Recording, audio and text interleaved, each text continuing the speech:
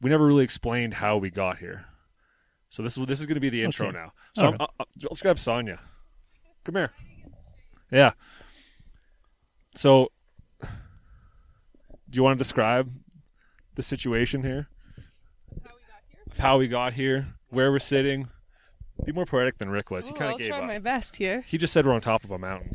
Well, there's a specific mountain, so we're on top of Mt.Solomon. And how we got here is we approached the peak by helicopter, which is not what people usually do when they reach the summit. And did we land the helicopter? We did not land a helicopter. So we call the hover exit, right? Yes. And then much to the despair of the hikers we met 15 minutes later, Yes. who walked for 3 hours to get here. Yeah. How did you guys get here? How long was your hike? How come we didn't see you on the trail? Oh, we landed about 10 meters from this bench that we're soft, sitting on very right now. soft. And yeah, we're sitting on a bench that was put here a couple years ago, memorial bench, and underneath it there's a geocache of notebooks of all the different people that have come from all over the world, not 50 yards away from where likely a grizzly bear was digging up ants earlier this morning or something. Hopefully not this morning. But recently enough. Looking across Brule Lake and Black Cat Mountain and more of the Jasper area and You're looking into the park, right? Yeah, the park's straight ahead there. You can see Rushme at the corner, right, dropping off there. It's pretty awesome. Yeah, can't complain. It's a pretty good job, really. I really hope this audio works. If not, you're just going to have to come back. It's been recording, but I don't know what it's going to sound like. We'll see. We got these ridiculous Sawyer beetles flying by, snapping their wings every other second, right? But I think Part of nature. I think it'll add right to it, right? Supposed to be perfect. So Pristine, Rick? Pristine, yeah. Uh-huh.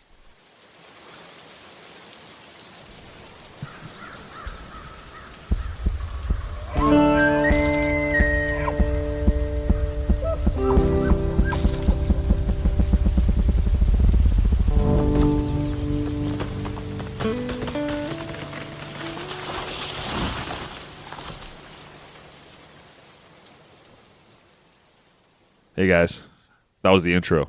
Pretty cool, hey? Top of a mountain, recording a podcast. I had a lot of fun. It was a really cool day. I went out to Hinton, and we flew out from a helicopter and landed at the top of Mt.Solomon.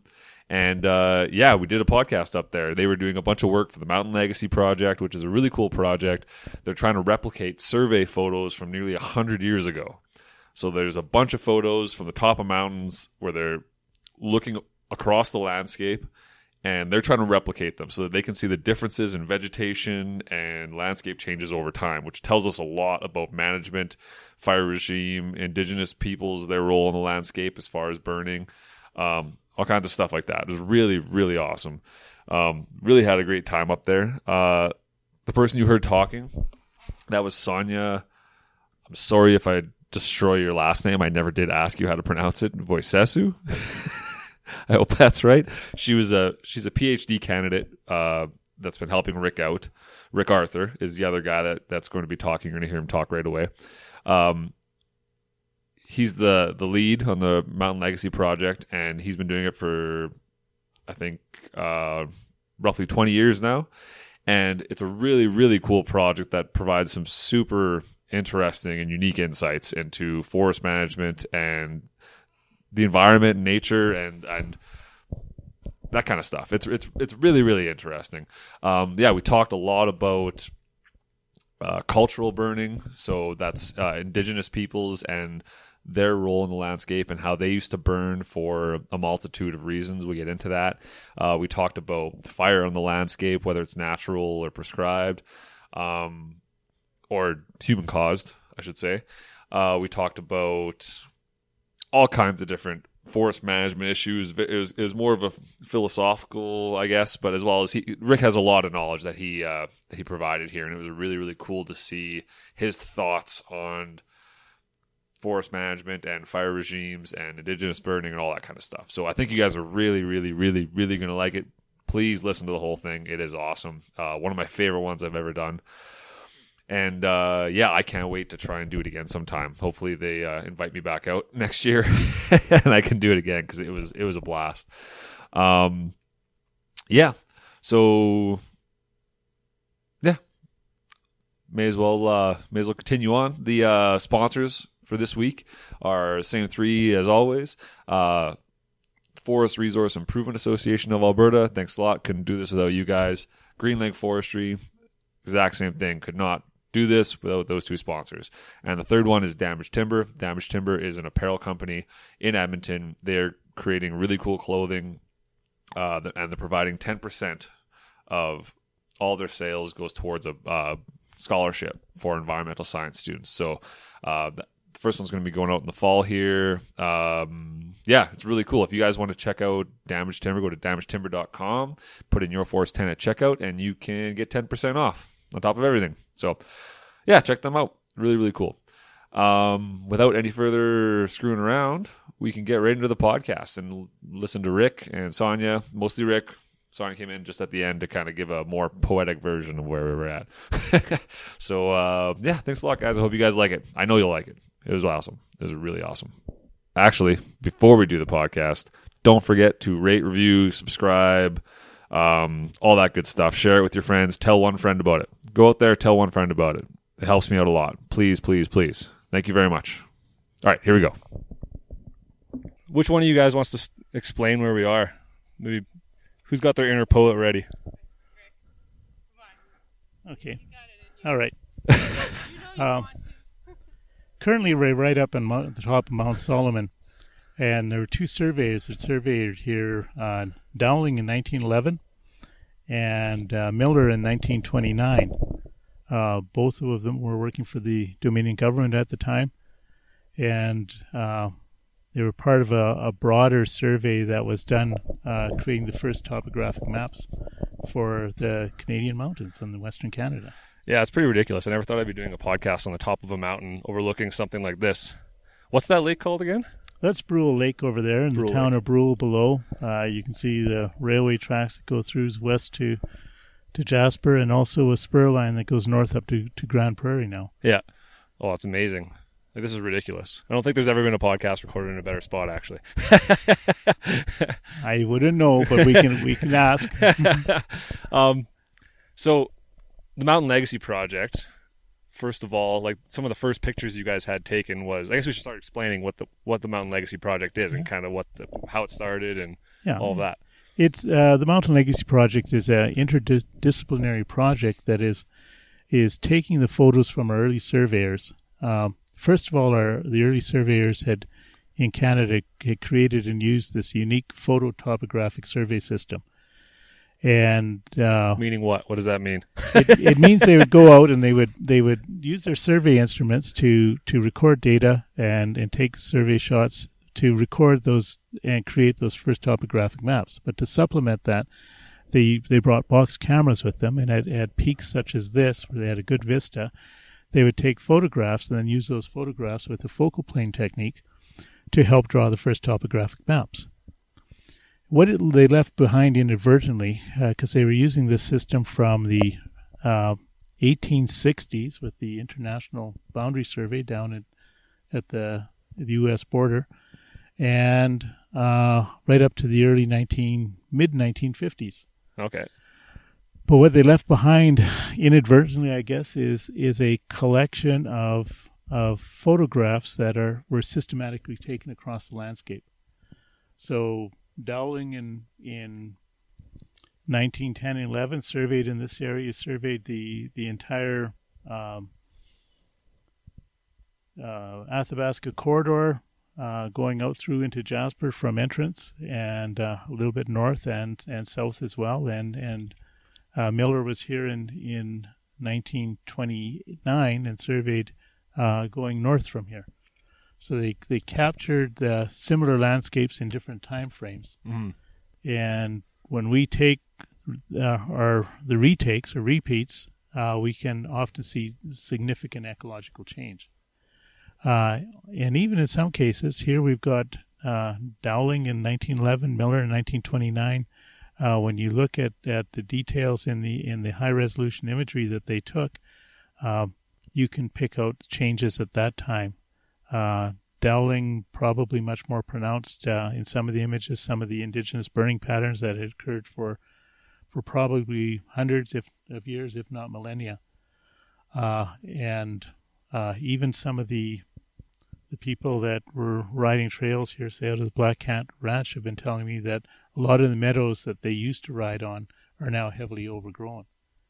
Part of that is just that the indigenous people were keeping those meadows open through the use of frequent fire. Right.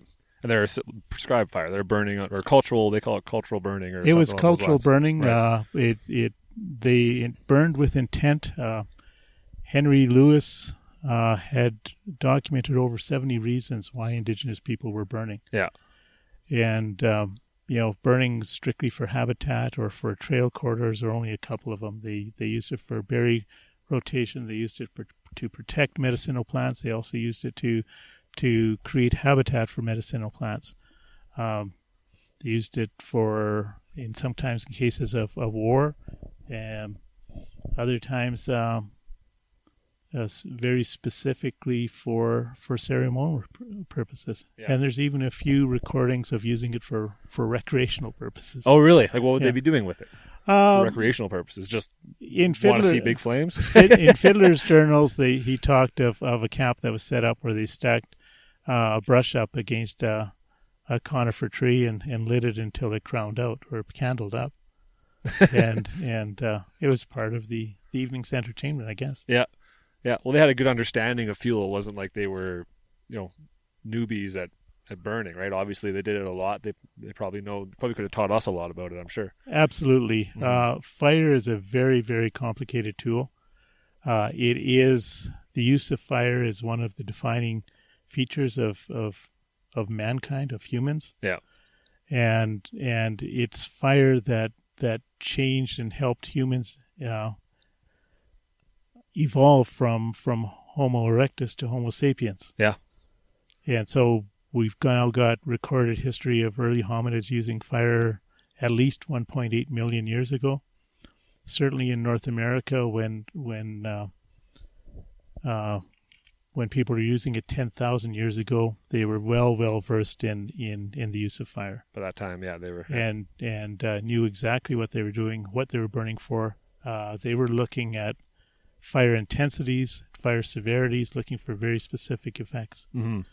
And it's important to understand that different people within those cultures burned for different reasons. Yeah.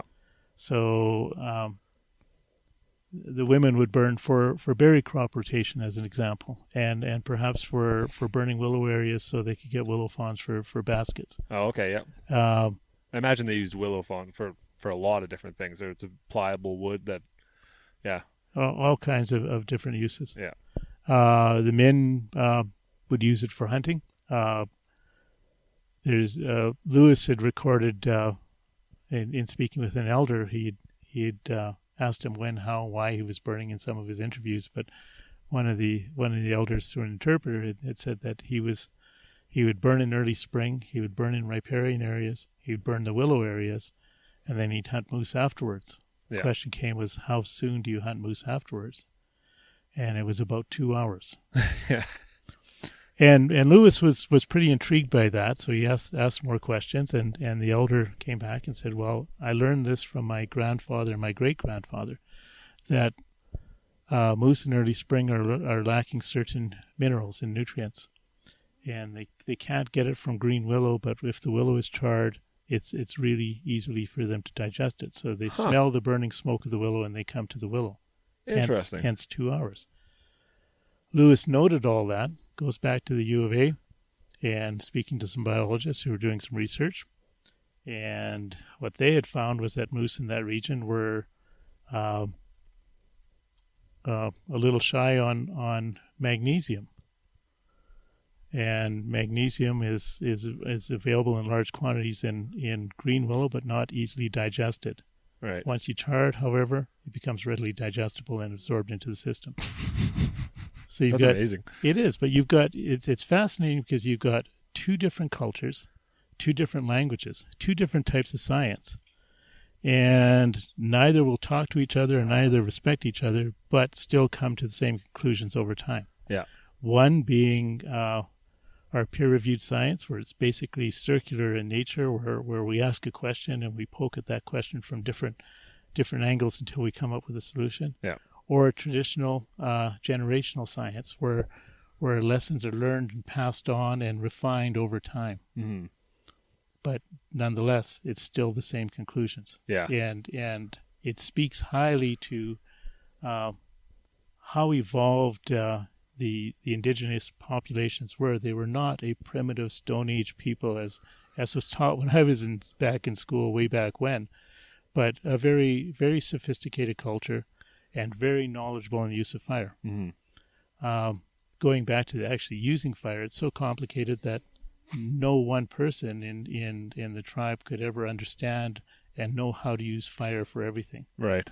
So in the Blackfoot, as an example, they had different societies. The different societies would have different reasons for using fire, and not necessarily everyone in the society would be able to use fire. They were, if they didn't have an aptitude, they just didn't use fire, and that was fine. Right. But they recorded all of that in song and passed that on generationally. Right, because a lot of their knowledge is passed through stories and through song. Vocal history. Yeah.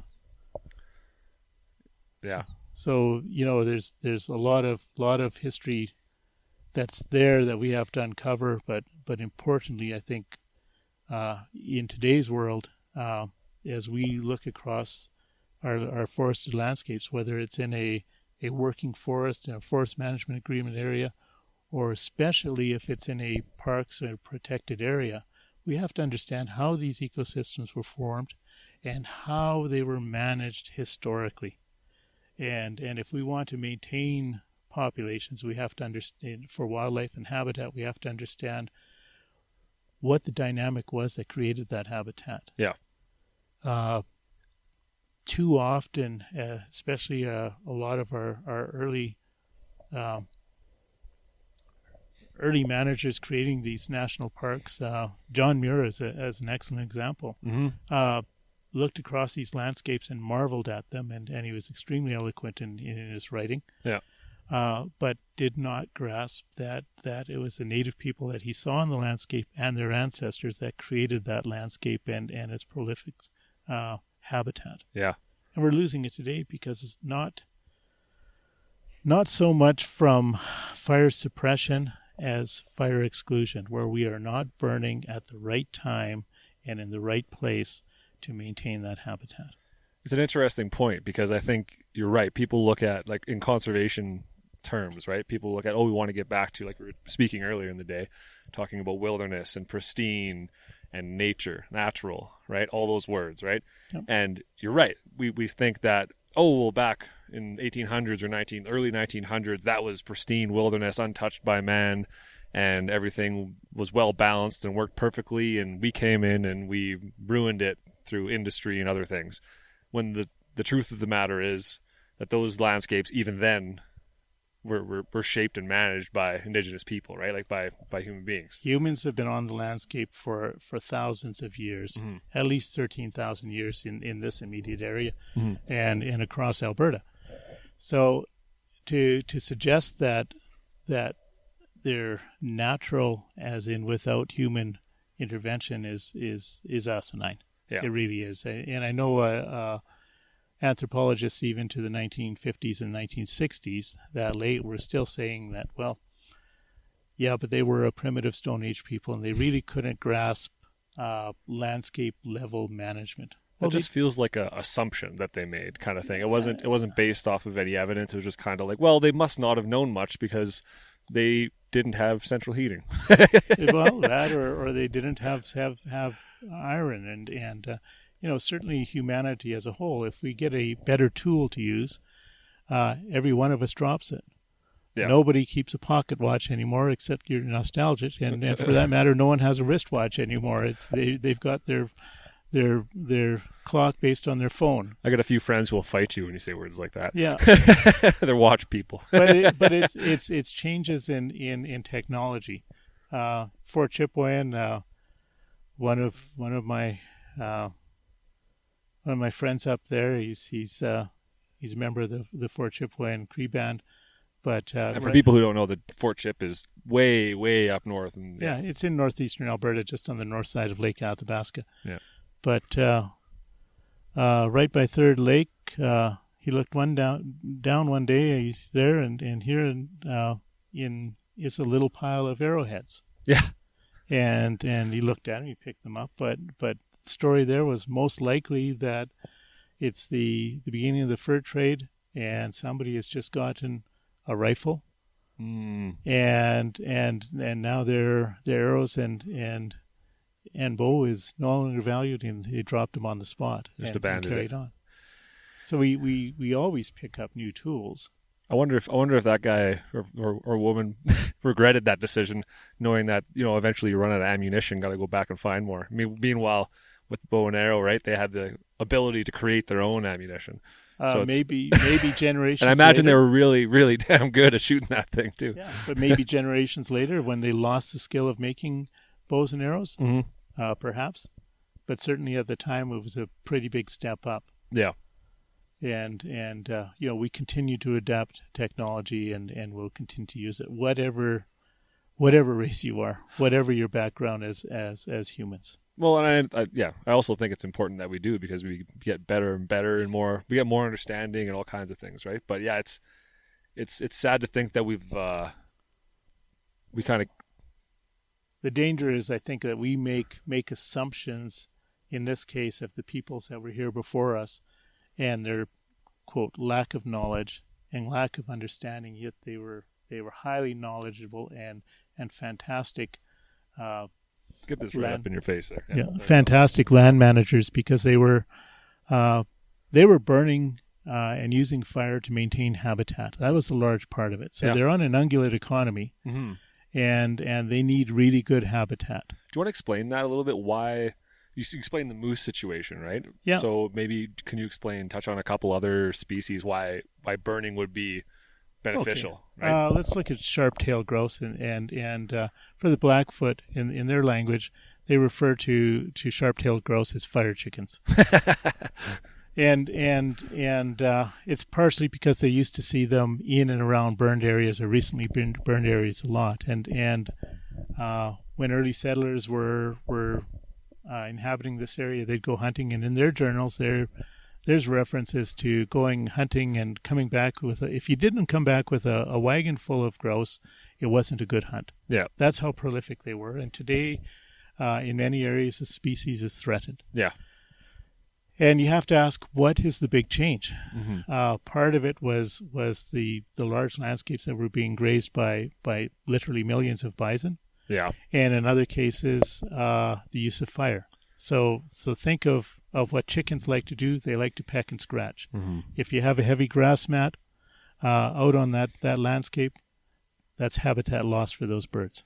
Do they do the sharp-tailed grouse? They require the same, because I know rough grouse, right? They require the rocks. They got to get the rocks in their crop in order to help digest and grind up. So I'm guessing the very sharp-tailed similar, the same. but what they're doing is they're picking and scratching for insects and seed. Right. That's fallen on the ground. And with a heavy grass mat, they can't get it, so you lose habitat. Yeah. Also, their leks or mating areas were on low rises, and many of those are now overgrown. Yeah. So they no longer have those. And I suspect it's similar to sage grouse, and perhaps we should be looking at some of those habitat areas and maybe reintroducing fire. Yeah.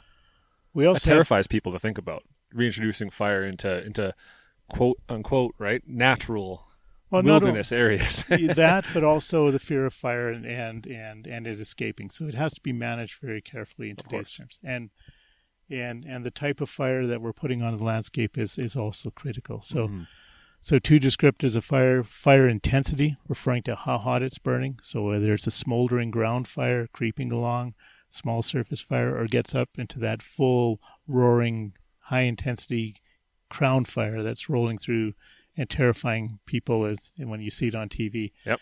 But the other part of a descriptor is fire severity.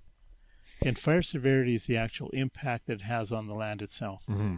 So if you can have a high intensity crown fire, but low severity effects if you've got sufficient ground moisture. Mm-hmm. And that type of burning would be generally isolated. So you might get a spring fire burning up a south-facing slope at just the right time of day where you get some radiant heat from the sun and it crowns out, but there's still sufficient soil moisture there. It's not impacting it. Right. Back in the day, most of those south-facing slopes and west-facing slopes were kept open through frequent fire. So they didn't have the heavy conifer on it. Both natural fire and do you think cultural fire? Mostly cultural burning. Cultural burning, yeah. Yeah. And the timing of burning specifically is often in early spring. Snow's receding. Mm-hmm. But those sunny south-facing slopes or the valley bottoms are open. Mm-hmm. So you burn off the valley bottom to keep your travel corridors open. Races up those sunny south-facing and west-facing slopes, keeps them open as well. Yeah. And you see that right from Wilmore all the way down to Waterton. Yeah. On these historic photos. Yeah. Yeah, I think it'd be pretty sobering for some people to see some of these photos, right? Because I think, people just think that this was always treed, right? Like what we're looking at right now, we're looking at like how many hundreds of square kilometers of forest right now, right? And we can see that a large portion of it right now has been managed. Yeah. But there's plenty of habitat and there's lots of intact, like what's another word, right? Intact forest, like another. Well, right? So, but I think it'd be interesting for people to know that this wasn't always the case. There was a lot more plains and there was a lot more diversity in habitat, right? Absolutely. You look across the landscape here. The valley bottom here was quite open because of the use of frequent fire. And you know this because you have literal pictures from 1911 or whatever that show you it. And like I said, we can go right across the landscapes from right the far end of Wilmore all the way down to Waterton, and you see evidence of the frequent use of fire by indigenous people. Yeah. Other species that they were burning for, it's surprising because you can see it, a lot of these changes on the landscape shaped by our sub-ecoregions, believe it or not. Yeah. So each of our sub-ecoregions has a different fire regime to it. Of course. And it also varied in the amount of frequent fire that was put on by indigenous people. So sub-ecoregions, you're just for people who don't know, is it based off of elevation and I guess topography, right? Yeah. So if we drop in elevation, we get out into the plains. We have the short grass prairies and long grass prairies. Getting towards the forested areas and the foothills, we have the montane forest ecosystem. Mm-hmm. More one of the lower ones within that, but lots of deciduous, lots of open grassland, or at least used to be, and now we're losing it because many of these areas are left undisturbed because they're in parks and protected areas, and we're driven by natural as that planning mechanism instead of looking at historic disturbance patterns and how were these ecosystems created. And we need to do that. Yeah, absolutely. It's a really tough one too now that we've got people riddled throughout the forest, right? It's not. Well, everyone's got different values, and but if the bottom line is regardless of what perspective you come from, we all have that intrinsic value for that forested area, and we want the best for it. So if we want the best for it, then we've got to recognize that in many cases we need disturbance brought back into the landscape. Well, I think that's how do we do that is the question. Well, I think that's exactly one of the major problems, right? As you say, that we have this natural connection with the forest type thing, and we want to be able for it to exist into future generations and all of that. But I think most people don't know what that means, right? They hear those buzzwords like old growth, and they think, well, everything should be old growth. And we when you mention old growth, almost everyone will put their hand on their chest and go, we need more old growth. Yeah. Today, as a direct result of fire exclusion or not frequently burning intentionally, we have far more older forests on the landscape and far more homogeneous forests on the landscape than we ever did. And I've heard that from many people. That seems to be the common thread. I haven't heard someone that hasn't said that. We are losing biodiversity, and biodiversity is really important for many reasons, but that doesn't necessarily mean biodiversity comes from an undisturbed landscape. In fact, it's the opposite.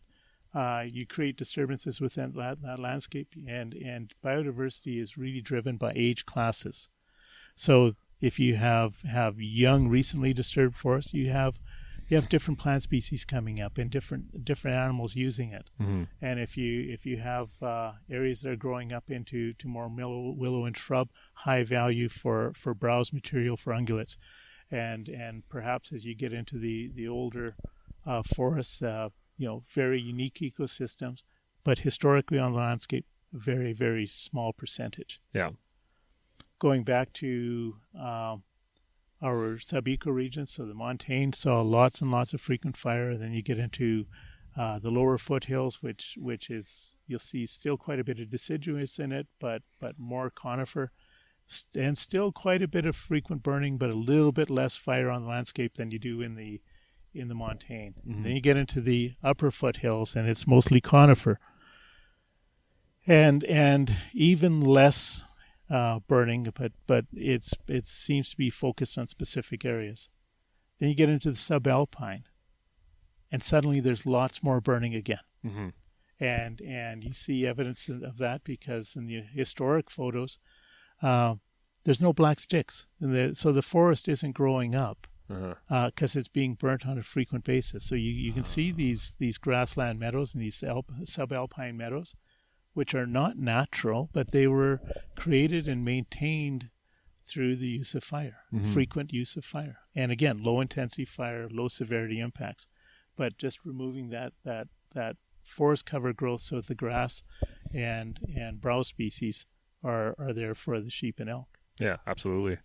In some cases now we're losing sheep populations, and I believe in part because of the forest growth creeping up and enclosing and covering a lot of the areas that were traditionally open through frequent fire. Right.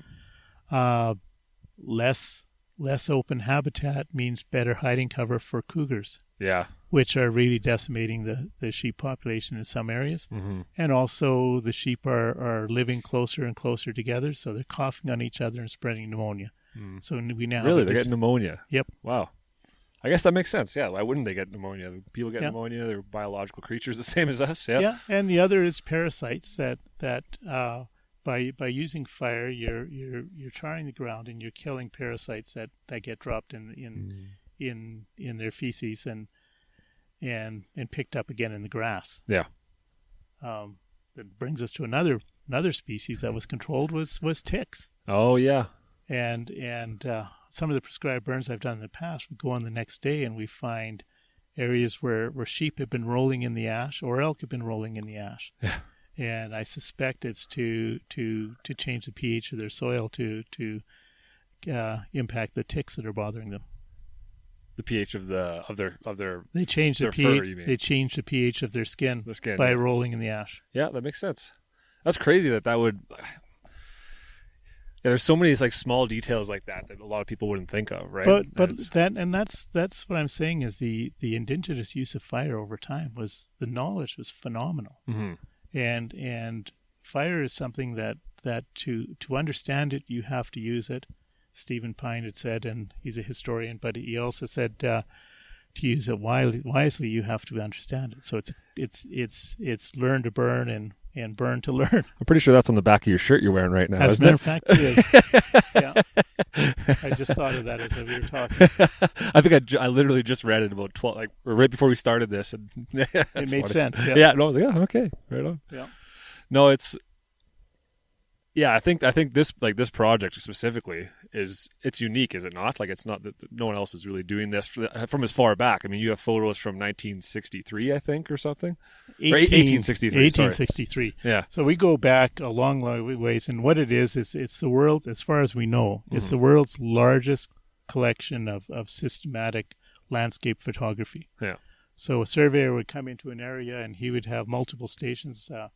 So just looking over here, we've got stations that were on Black Cat Mountain, on Solomon Mountain, on the mountains to the north and to the south, right into the rocks and further back in around Athabasca Lookout. Mm-hmm. So they're looking at this landscape from various perspectives, and it allows you to look in detail because these are very high resolution images of what the landscapes looked like. Yeah. Now the only other place in the world that we know of where this system was used was in India, in the Himalayas, in preparation for Edmund Hillary's climb. Oh. There's a Canadian connection to that. One of the founders of the Alpine Club of Canada and one of the prominent users of this system and who helped refine it was Arthur Oliver Wheeler, A.O. Wheeler. Okay. So if you go to Banff, you'll see the Wheeler Hut, amongst other things that are paid recognition and homage to him. But he was a surveyor that was surveying in the Elbow and the Highwood areas in around 1895. He went on and surveyed the entire provincial boundary survey between BC and Alberta, and a number of noted achievements. His son became a surveyor, or Oliver Wheeler, and Oliver ended up in India as the Surveyor General of India and imported this technology and used it in preparation for Edmund Hillary's climb. That's awesome. Yeah, it's a crazy resource to be able to tap into, because I mean, I can't even imagine the number of debates and arguments that are going on about what the forest should look like, right? I mean, there's so much research being done in Alberta alone, let alone the rest of the world, around what disturbance patterns and this kind of stuff, right? So it's to be able to tap into a resource like looking at a photo from the early 1900s or late 1800s and see, oh, that's what it looked like right there. And we can point to it and know for a fact that that's what it was. And in some cases, we've got surveyors who were back at the same stations over time. So we have... just bring this up again. Yeah, we have Wheeler in the Highwood area and in 1898-99 before the 1910 fires. And then we've got a guy by the name of Nichols in that area in 1916 after the 1910 fires. And then there's a big fire in 1936 and a guy by the name of Nid there in 1948. So these are major events on the landscape that they're historic fires, and part of our history, but significant land changes. So we see development and changes over these ecosystems over time. I've got one station, Sentinel Mountain, or Mount Sentinel, and I think there was 4 surveyors over the years. So now we have an image progression over the last 100 or so years, 120 years of how these landscapes are changing. Yeah, no, it's super unique and it's super valuable. And I just hope that enough forest managers are looking at this kind of stuff to help understand and you know what I mean, realize the difference it makes. If you're a fire manager, you want to look at these images and look for historic burn patterns, especially in the mountain regions, because these fires are driven by topography. Yeah. And you're going to see how those fires spread and move and also what burns and what doesn't. Yeah. If you're a biologist, you really want to have a look at these photos because you want to understand what habitat looked like back in that day and look at the changes today and maybe recognize that, wow, we're losing a lot of habitat. Our species are having trouble. Our key species, ungulate species, elk, are having trouble because we no longer have the habitat to support them. It's overgrown. But old growth, Rick, old growth. It's good. More old growth. It is valuable. But you'll also see old growth in very unique places. Down in Kananaskis, at Kananaskis Lookout, if you go over the east side of the lookout, there's a stand there that was established in 1715 and hasn't burned since then. But Brad Hawks' research in there, when he did a fire history analysis, he found that numerous fires over the last umpteen years, I think he goes back to 1715, but from 1715 to 1920, on average, a large fire, he defines it as I believe it was 1,000 acres or greater, burned on average in that area within about a 21-year average. The lowest return interval was about 9 or 11 years, going from memory, and the longest return interval was 37 years. Right. And that's from 1715 to 1920. And in 1920, the last major fire event occurred. Since then, in that area, we have not had a large fire event to present day. So picture the changes over time without that. And you know, these fires didn't burn the same areas. So you have younger growth coming up in some cases. You have older growth. You've got old growth stands that are maintained just by location. They're on the east-facing slope. They're northeast-facing slope, perhaps. More moisture regime, cooler site, much less chance of it burning, unless you've got really, really severe conditions. And if you've got the conditions that severe, then everything goes. Yeah, no, absolutely. Yeah, and I don't know what it would take to get the general public to understand that this age distribution thing and diversity of habitat is necessary, right?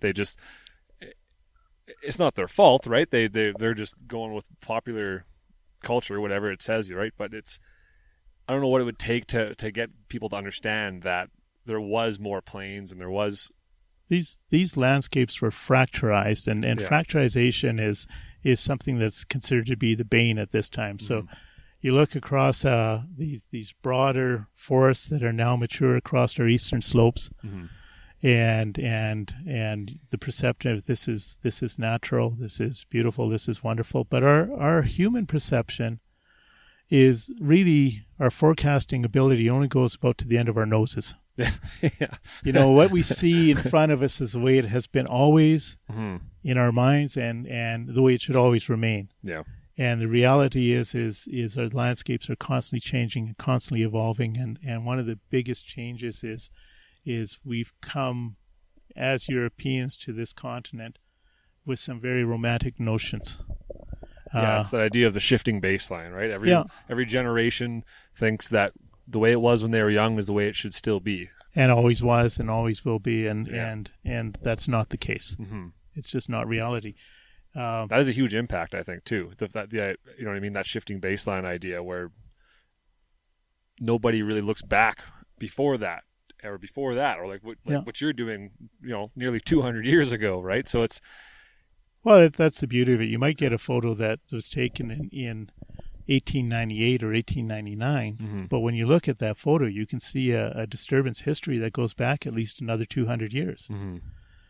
And if you learn to interpret that and apply it to the landscapes today through the repeat photography, then you can start to see ecological change, start to understand, well, how much habitat have we lost over time? Why is our elk population crossing? Why are our sheep populations collapsing? And maybe it even changes the way we think about the way the indigenous people live. They certainly weren't just simply nomadic people that wandered across the landscape. They were going from point to point with intent. They moved to follow wildlife, or they moved into areas where wildlife had a chance to regenerate. From habitat that they had renewed previously in the decade or 3 decades before. Some of this has even given me a different perspective of bison management. So we think of these massive, large homes, roaming herds of bison, but we see some pretty unique areas, whether it's the Bow Corridor, the Jumping Pound, even the Highwood Range as an example, and perhaps down here where a valley would be kept wide open. There's strong evidence, very visible evidence of burning along the Bow Corridor from Canmore into Banff. So I imagine it'd be kept open from not only the burning, but just the traffic from the bison themselves, I imagine. Well, if you were an indigenous group and you had an opportunity to herd some bison up into an enclosed valley and set your camp up on the outside edge of that, the bison have good grass, so they've got good food, good grazing. They've got open landscapes, so they can see the four-legged predators coming, and they've got good water sources. They're going to be relatively happy and content to stay there. You set up your camp in the Lac des Arcs area or the Dead Man Flats area, and it's a narrow point, so the bison are going to stay up valley. Yeah. And when you need fresh meat, you go up and knock off a bison and bring it back home. And you think arguably that this valley that we're sitting in right now or staring at may have been similar at one point. If you go into Jasper, the entire valley that's now turning red, the Athabasca Valley, was pretty much an open grassland maintained through frequent fire. That's right. You have a photo from, what was that, 1908 or something? 1915 was when Morris Bridgeland surveyed that area, and actually for the Mountain Legacy Project, that's the first area that was photographed or rephotographed. Okay. Eric Higgs and and one of his students came in. She was doing her, I think it was her master's or PhD. I can't recall offhand. Dr. Ramella, and they hiked to every station that he was at. They photographed him, and they did a comparative analysis of the change. Yeah. And her paper is remarkable. Yeah. And should be much more well read and much more used in management. Yeah. Allowing the forest to grow without disturbance, we see significant changes, and now the entire valley is turning red from mountain pine beetle. Probably because we have much more mature lodgepole pine on our landscapes than we ever have had historically. Mm-hmm. And in areas where there never ever was mature lodgepole pine because it was maintained for other habitat types. So if you could just paint like a visual or an audible picture for people of the Jasper Valley there, right?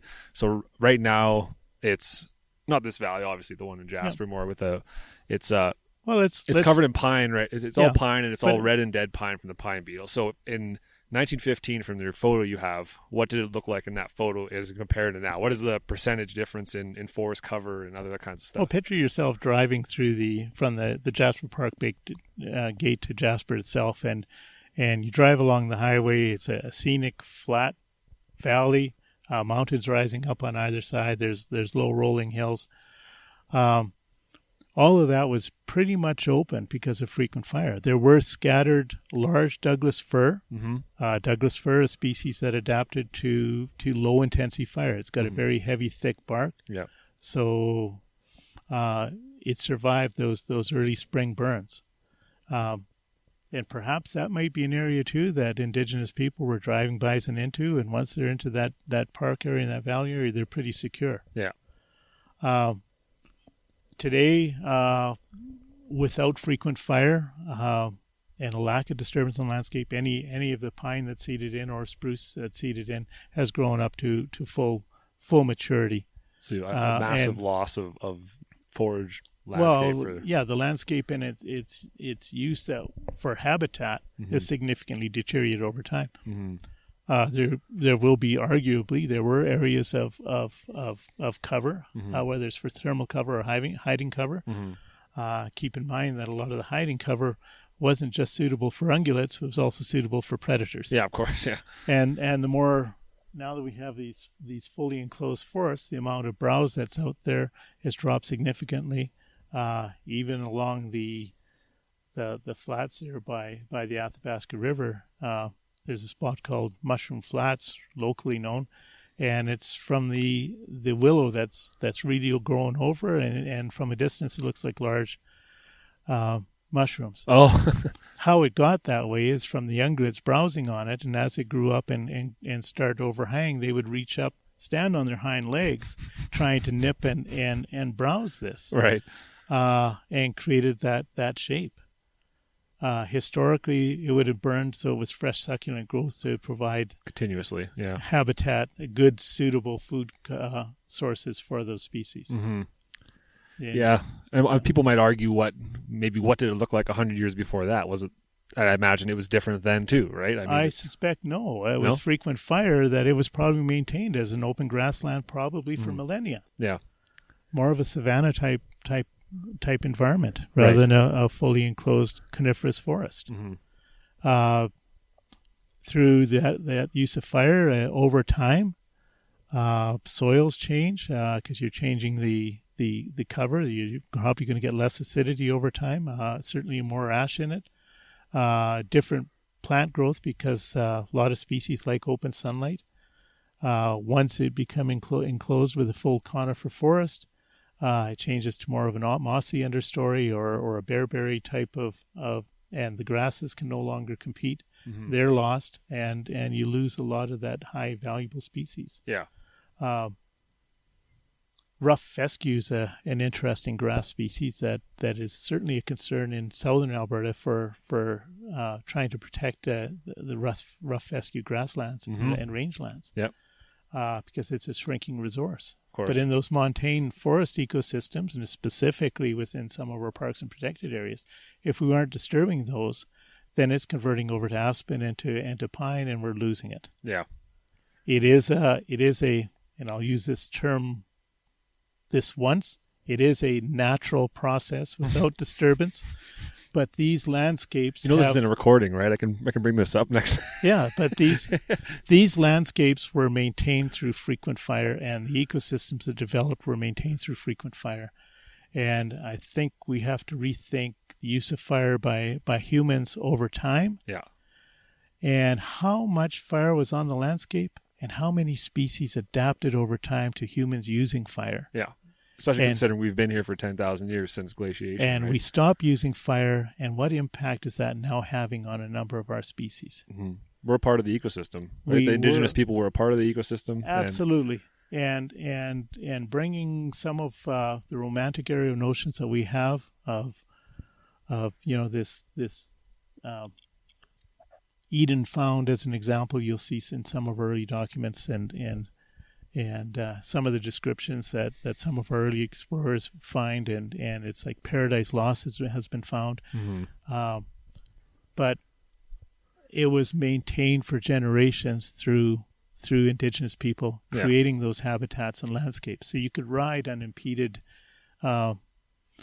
whether it's in the tall oaks in the eastern seaboard or across the montane plains and just the odd heavy mature Douglas fir or maybe lots of them, but it was open grown underneath them. Yeah. Or even go down into California. The California redwoods used to be wide open underneath them, again through frequent fire. Mm-hmm. Yeah, it's a fascinating problem that I think we run into a lot in like academia, right? Is how do you educate the public into these kind of issues, right? So, well, it comes to also having to educate academia. Yeah, that as well. And that goes for a variety of different disciplines. It certainly applies to forest managers and foresters, but it also applies to biologists and naturalists and ecologists, conservationists, and anybody who's out there trying to look at these landscapes and value them. Well, everyone has a romantic viewpoint, like you said, right? I think everyone's coming from the right perspective. There's nobody out there that I think that wants to except for maybe Trump. Maybe he wants to turn everything into a parking lot and profit, but but I don't think anybody really wants that, right? Everybody has this idea of they want the wolves and they want the trees and they want the caribou and the elk and they want this to exist. And the question is, how do we do that? And everyone has differing views on how to achieve, right? And I think you are uniquely qualified in the world, I would say, to speak to the past and historical truths of what the forest looked like, right? But considering the amount of experience you've had, traveling these mountains and these Rockies for how many years now, and really being able to see the difference. And I wonder if you had a magic wand, you were an overlord, what would you do? What would you say we would change for forest management to try and achieve a more, in your opinion anyways, a more sustainable, more, again, the naughty word, natural, historically natural? I think let's look at a variety of values, mm-hmm. and they aren't necessarily conflicting with each other. Right. Elk habitat is an example. So if we start managing for elk habitat, does that mean that we can't manage for forest industry? Mm-hmm. Or if we want to manage for caribou, does that mean that all industry is verboten? And I think that's some people, they'd say, yeah, absolutely. A lot of people are saying that's the sole source and sole cause. And I'm looking at the photos in some of these parks and protected areas. I see some really wide open spaces that today are heavily filled in with conifers. So south facing and west facing slopes that were grasslands are now mature pine. Yeah. Wolves, of course, are predaceous on caribou, and we're talking about well, what do wolves need? They're after the moose, and if they can't get the moose, they get the caribou. Mm-hmm. But the reality is there's far more hiding cover for these predators than there ever was before, making those kills a lot easier. Mm-hmm. And is that a factor that's happening? And if it is, then that points to a lack of disturbance on the landscape. That throws a wrench in the whole anthropogenic disturbance, linear disturbance idea, right? I'm not saying that those are invalid, but I think we have to look at the broader issue of broader landscape and say, how much has our landscape changed? And is this having an impact on the collapse of our many of our wildlife species? And I think it is. Yeah. And I think we're missing the boat and have been for a long time. And we've got to change that approach. So what would you do? I would bring a lot more fire back into the landscape, but Small scale burning kind of thing? You start with small scale, because if you can't go and just drop a match on a south-facing slope. Historically, if it was wide open grassland, well, in the springtime when the snows recede, the grass is cured, you got sun burning on it. It burns very easily. And it'll race up that slope. It'll hit the tree line, which still has snow and moisture in it, and it stops dead and goes out. And you could do that across the boreal. And if you look at place names that are out there, whether it's Big Prairie, High Prairie, Little Prairie, Grand Prairie, Bison Prairie, Buffalo Prairie, and I could go on, Moose Prairie, of the different prairie names, they're descriptors of these landscapes that were maintained through frequent fire, and now that fire has stopped and they're growing into older successional stages of a boreal forest. Yeah. But we're losing that habitat. It seems to correlate to me, at least anyways. So how do you go into a wildland park and bring fire back in? Yeah.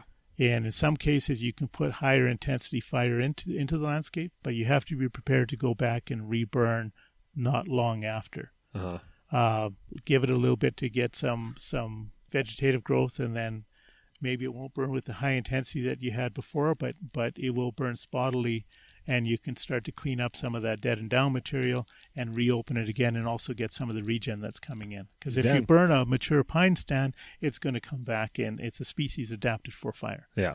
But it's not well adapted for frequent fire. Right. So if you can burn the regen before it starts putting out cones in that 20 or so year age class, then you're probably going to do fairly well at knocking the pine back. But you have to be prepared to spend that money to go back in.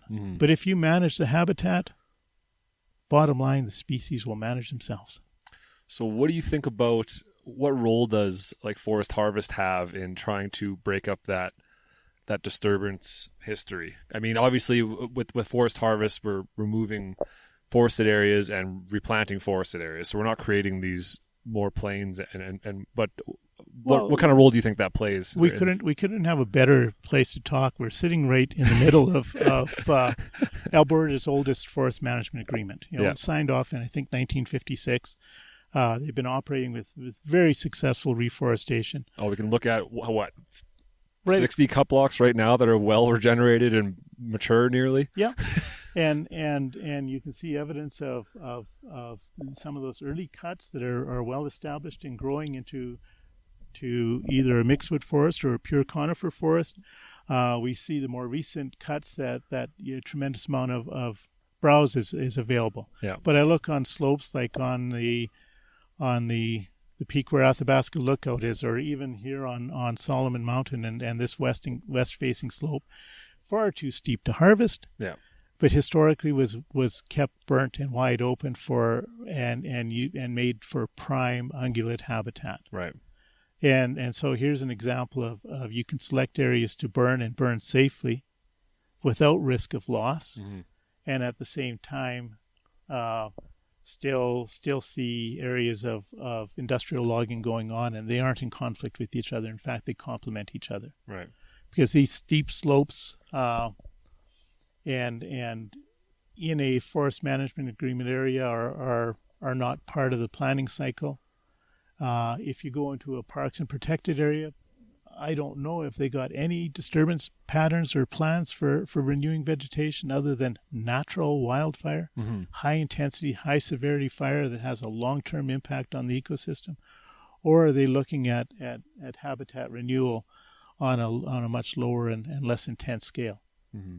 And if we don't start thinking about that and start doing it, then our ecosystems are at serious risk. In this case here, a number of these steeper slopes, especially on the west and southwest slopes, can easily be burnt without having any impact to forest management values. Certainly won't have a negative impact to watershed values. It will have a dramatic and positive impact to wildlife values and habitat. And we've got to wake up to that. Yeah, absolutely. And start doing these treatments. There you go. Rick for Environment Minister. Come on, go back to government. Right? No, thank you. I'm not a politician. Why is it always the people who should be politicians never want to be politicians? I'm not going there. But, well, that was, like I said, remember I was saying it doesn't take long to go an hour? Yeah. Yeah, this is like 54 minutes already. Okay. So any final thoughts that you think that, I think we should do this again sometime because I think there's a lot more to be said. Well, we rambled off on different directions. We were talking the forest, Mountain Legacy Project, but there's so much intertwined with it. Right. And I think there's so much more to go. So I think we should do this again sometime. Absolutely. And I'd be totally down to, I need to reset the scene. I'm going to throw this in the beginning here, at the very beginning. We never really explained how we got here. So this is going to be the intro now. So right. Let's grab Sonia. Come here. Yeah. So, do you want to describe the situation here? How we got here, where we're sitting. Be more poetic than Rick was. He kind of gave up. I'll try my best here. He just said we're on top of a mountain. Well, there's a specific mountain, so we're on top of Mt.Solomon. And how we got here is we approached the peak by helicopter, which is not what people usually do when they reach the summit. And did we land the helicopter? We did not land the helicopter. So we call the hover exit, right? Yes. And then much to the despair of the hikers we met 15 minutes later. Yes. Who walked for 3 hours to get here. Yeah. How did you guys get here? How long was your hike? How come we didn't see you on the trail? We landed about 10 meters from this bench that we're soft, sitting on right soft. now. And yeah, we're sitting on a bench that was put here a couple years ago, memorial bench, and underneath it there's a geocache of notebooks of all the different people that have come from all over the world. Not 50 yards away from where likely a grizzly bear was digging up ants earlier this morning or something. Hopefully not this morning. But recently enough. Looking across Brule Lake and Black Cat Mountain and more of the Jasper area and You're looking into the park, right? Yeah, the park's straight ahead there. You can see Rushme at the corner, right, dropping off there. It's pretty awesome. Yeah, can't complain. It's a pretty good job, really. I really hope this audio works. If not, you're just going to have to come back. It's been recording, but I don't know what it's going to sound like. We'll see. We got these ridiculous Sawyer beetles flying by, snapping their wings every other second, right? But I think part of nature. Yeah, I think it'll add right to it, right? It's supposed to be perfect. So pristine, Rick. Pristine, yeah. So, do you have anything to add that you wanted to say to all of that? To all of that. I mean, you've been riding around with Rick for a month now, listening to his ramblings. But you can probably speak from a researcher perspective, or Sonia far more than me. I'm a practitioner, but she's a researcher, scientist, and might be able to speak to the finesse of that aspect far better than I could. Well, I'm still working on that research part, so keep tuned. Give me 4 or 5 years, and then we'll do another podcast. But I was listening into what you guys were saying, and a lot of what I really, really thought was really interesting is that a lot of the conversation went back to, historical baselines and managing the landscape based on, historical information. And having that baseline in order to be able to manage for the future. Mm-hmm. And so a really interesting aspect and a really interesting concept that the lab that I'm working at University of Victoria is about to explore with this project now is the concept of novel ecosystems. And have you heard about novel ecosystems? Nope. So yeah, educate me. Sure. So novel ecosystems are basically ecosystems that have diverged so much from their historical trajectories that you can restore them back to where they used to be before. And so, before you had your pattern, you had a disturbance, whether it was natural or human-made disturbance. You had your first succession, you had your pioneer species, seral forest community, young forest, mature forest, etc. And then, you could predict, okay, well, this area is going to grow to be this type of forest, and so on and so on. And so it was really useful for ecological restoration to be able to look at that and predict what type of forest was in a specific area, because that way you know what species to be able to introduce, quotation mark, of course. But with the changing climate and with the human population growing and coming into these areas, it becomes more and more difficult to actually be able to predict what these ecosystems are going to be like. And so what we're trying to do with the Mountain Legacy Project is to actually identify areas where you have these novel ecosystems. And so how would we integrate these novel ecosystems into natural resource management? What do we do about them? Do we let them continue on to an unknown trajectory? How do we manage them? How do we manage for the future, basically? Yeah. And what does the future look like? What does the future look like? Which is, a question that a lot of us are asking ourselves. We just talked about an hour for that. Yeah, pretty much. So I'm not going to go in that anymore. But I mean, you could argue, like Rick was saying, right?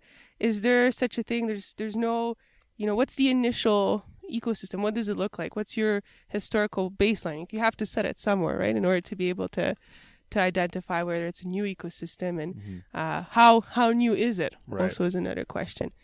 At least understand the cyclic nature of it and that it's not a static system. Exactly. Right? So they're very dynamic systems, and I think that with the changing climate, they're going to keep on being even more dynamic.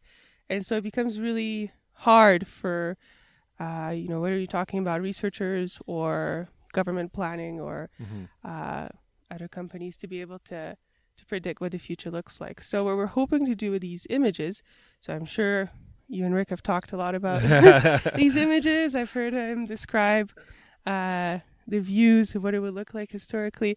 So what we're hoping to do with these images is actually be able to create a tool that will allow us to, well, first of all, identify these novel ecosystems, and then be able to actually tackle the big management question of how, what are we going to do about them? And it is a little bit human-centered. Like, a lot of stuff we do is human-centered, right? Because we're saying we as humans are going to manage this land, right? Yeah.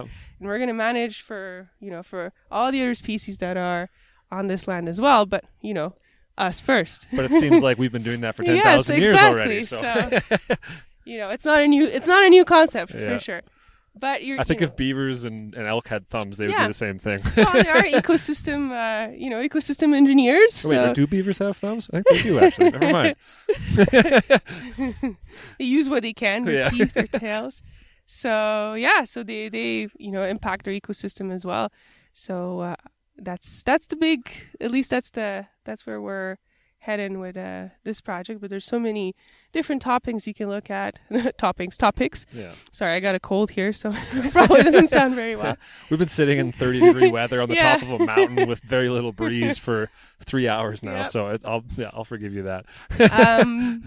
So you could use like the information provided by these images, by the historical high resolution images, and comparing them with the repeat that were taken over the last 20 years. You can look at fire patterns, you can look at vegetation change, you can look at snow cover, a really big one. You can look at watershed management issues. Even that one photo we were looking at with the river, clearly Absolutely. there, and then all of a sudden we look and the river's likely still there, but it's under a mature canopy of trees. Absolutely. Now, right? Yeah, and that has a different impact. Yeah, that totally changes the amount of drainage you have, right? The amount of runoff, and it just completely changes everything downstream of it, right? Yeah, and you can see sometimes there's even evidence of floods and how the landscape has changed from that. So, there's so many different aspects that you could look at. Really, all we need is more grad students and people interested in it. So, sure. If you're interested. I hear fire is a very popular topic. Yeah, no kidding. There's a lot of my research going towards that. That's for sure. Yeah. Yeah. And what else could I say about I think you summed it up pretty good. I mean, it's really fantastic to be able to do this type of work and having the support from, people like Rick and having the Alberta Ministry of Agriculture and Forests supporting us with the fire bases and the helicopters and, it was great to do a couple of hikes at the beginning of the season. Yeah. You feel much more connected and you appreciate what the surveyors have done. Yeah, of course. Retracing their steps and simply Imagine being their amazed. equipment was probably a lot heavier and a lot more archaic. Yeah. Yeah. The boots, sometimes you see some of them in the historical photos, and you look at what they were dressed with and what they were carrying, and basically got dress shoes on. Yeah, almost. Heavy coats that get wet with rain and then don't dry. And so it gives you a different, very strong sense of appreciation for the type of work that they did, and, the type of work that you're doing as well. And then having the helicopters, of course, makes everything much more easier, and you can, photograph many more stations. So it's been quite a fantastic summer. Yeah, no kidding. And looking forward to, many more. Myself and a lot of other people are definitely jealous of this job. It's a pretty awesome opportunity to be able to literally jump with a helicopter from peak to peak, taking photos, and every once in a while getting to hike up to one, and being able to have lunch at the top of a mountain. And now you get to say you did a podcast. I know, at the top of the mountain. Hadn't done that yet. Yeah. So yeah, this was awesome. I can't thank you and Rick enough for inviting me to come out here and do this, because it was I was worried, like I said before, I wouldn't find the time in the middle of summer to open up and do a whole day out here. But I'm glad I did. This is awesome. Well, thanks for joining along, and you got to see, how we do things, and hopefully you spread the word and more people are interested. And I'll try. Yeah, that's the point of this, right? Rick, any last concluding words? Well, when you put it like you just did, you talk about hiking up to peaks and helicopters and beautiful vistas and warm sunny days. It's absolutely phenomenal when you're in the field, but the field is like 5% of what we're doing. No, it's never the full thing. Yeah. Yeah. We spent hundreds of hours at Library and Archives Canada going through these glass plate collections, thousands of hours trying to figure out where the heck they are and pin the location, and then come out and spend detail amount of time at that location trying to get the exact position of where that original camera is and be within sub-meter where it was. Yeah. So the technical aspects are huge. The benefits being out in the field, phenomenal. Yeah. But there's a lot of background work, and so if you're interested in coming and pursuing this, get into that research aspect and prepare to spend a lot of lab time first. Is there any job besides a literal just field work job that doesn't require that? Even myself, right? Like I was hoping to have, at least 20-25% of my time in the bush. I'm lucky if it's 5. It's you know what I mean? Like I get the opportunity, but I think that's where the real difference is made, though, right? That's where the decisions are made and the findings are concluded and turned into management decisions, right? So I think, it's a necessary evil, that office work. You need to have the mix of both in order to, Sure. What I was saying is that you need to have the mix of both, like Rick said, like if the field work is the fun part, but for sure then after you take the pictures, you got to bring them back in the lab and align the photographs and publish them, do the analysis. So yeah, for sure, it's a very well-rounded project, I like to say. Well, you guys, I'm definitely jealous. Nice work. You made a nice job for yourself here. I think it's something that the more it catches on and gets used, the more valuable it become, and I think over time it has the potential to change our perspective in all disciplines, and perhaps even the management and direction we're going. Yeah, absolutely. It's awesome. I think that's a good way to end it. Thanks a lot, guys. Awesome. Have a great day. Mike Lee Martulo. What's our call sign? Echo Echo Charlie.